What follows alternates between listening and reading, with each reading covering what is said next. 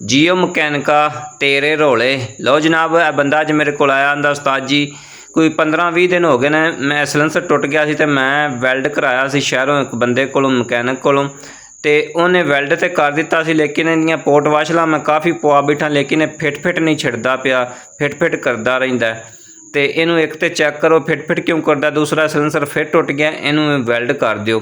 मैं खोलन लगा तो चैक करो इहदी पतरी उस मकैनिक ने उल्टी फिट कीती सी उल्टी फिट करके ते वैल्ड कर दिता सी ते वो फिर जिन्नियां भी पोर्ट वाशलां पवाइए ते वो फिट नहीं सी छिड़दा।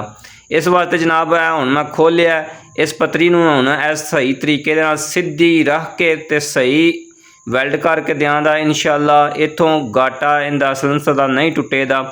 ते जनाब उन्हें फिर पित्तल का इत्थे वैल्ड करके दिता है। हुण मैं फिर इनू पित्तल दी कीता क्योंकि हुण दूसरा वैल्ड नहीं सी हो सकता। हुण इनू मैं पित्तल का वैल्ड करके बेहतरीन है चैक करो इनू सही पतरी नूं हुण सीधा रख के ते फिट करके दिता है इंशाअल्लाह फिट भी नहीं करेगा तो हुण इंशाअल्लाह इत्थों टुटेगा भी नहीं।